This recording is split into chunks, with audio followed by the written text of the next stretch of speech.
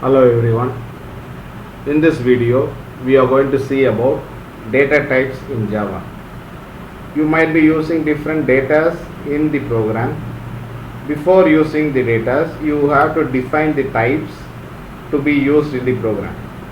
So we are going to see what are the different types of data available. Okay. So here you got two different types, general types. You can call it as primitive data types and non-primitive data types. Okay. So here in this primitive data type you got four different data types available. First one is integer, second one is floating point, third one is character, and then fourth one is boolean. So this is all general type. So totally you have 8 different data types available. So under integer you got byte, short, int and long. Under floating point you have float and double. Under character you have char. Under boolean you have boolean data type. You can see non-primitive data types, which is little bit general. We have classes, interfaces, arrays and strings. So these all will be displayed, will be used, and we will be explaining you in the future chapters. So first we are going to see about primitive data types. These primitive data types which are independent of any other type. So if it is an integer, it is independent and it doesn't rely on any other type. So it is independent. These types are also called as basic data types. Okay, you can also call it as predefined or built-in data types. And why you call it as predefined or built-in? Because it is already been defined in Java by the Java developers. So if you type that name, it is already defined, so that the Java compiler will recognize it and does the work accordingly. So there are some examples, as we already seen: byte, short, integer, long, float, double, char and boolean are the primitive data types available. Next we are going to see about non-primitive type. They are defined as derived data type. So what do you mean by derived data type? It is derived from other data types. It is not independent. It has been derived from the maybe from the primitive data types. So you call it as derived data types. They are directly or indirectly depend on primitive data type. So it may be derived from the primitive data type, or it may be a combination of primitive data type. So we call it as it is dependent to the primitive. They store the data values with reference to the addresses or locations, also called as reference data type. So this type is also called as reference type. The reason is it used to store the data as references. So that means you cannot have the perfect size of the data. It may be collection of data, so that you can refer that as an object. So we will be discussing all this in the future chapters. So these are some of the examples. Classes, arrays, interfaces are some of the examples of primitive data type. Now we are going to see all the primitive, what are the primitive data types available. First type is integer type. It contains positive or negative whole numbers without any decimal point. So here you have four types of integer. One is byte. It is in the order of the memory size. So byte occupies 1 byte of memory. 1 byte is nothing but 8 bits. Okay, each bit carries one digit. It will be either 0 or 1. Okay, so like that you have 8 bits which will be equal to 1 byte.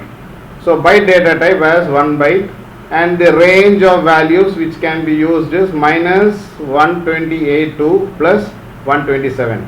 If you are using numbers more than this, it will not be accepted as byte.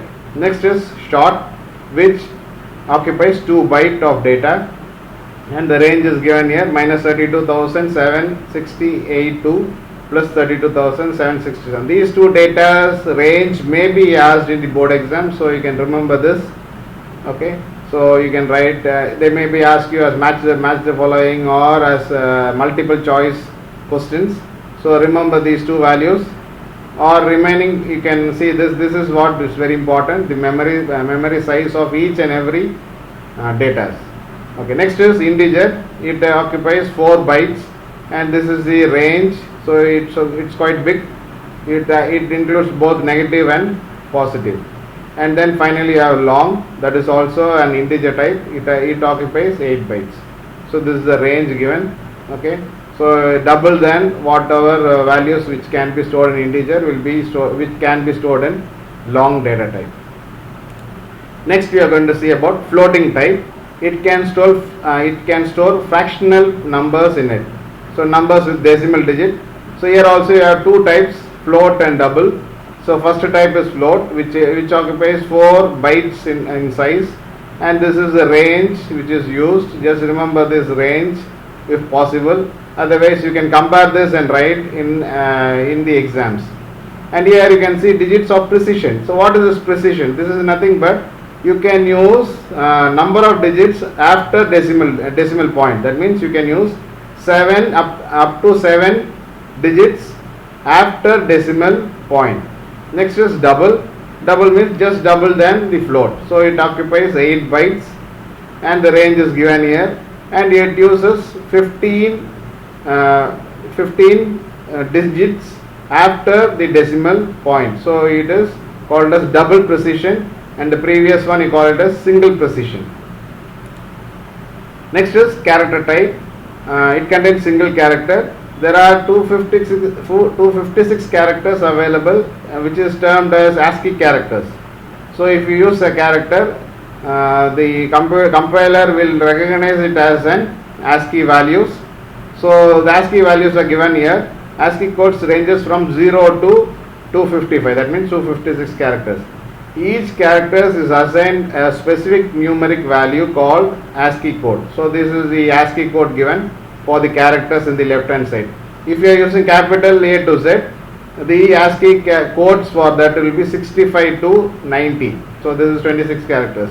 If it is small a to Z, the ASCII codes will be 97 to 122. If it is numbers 0 to 9, then the ASCII codes will be 48 to 57. And then the final primitive data type is Boolean.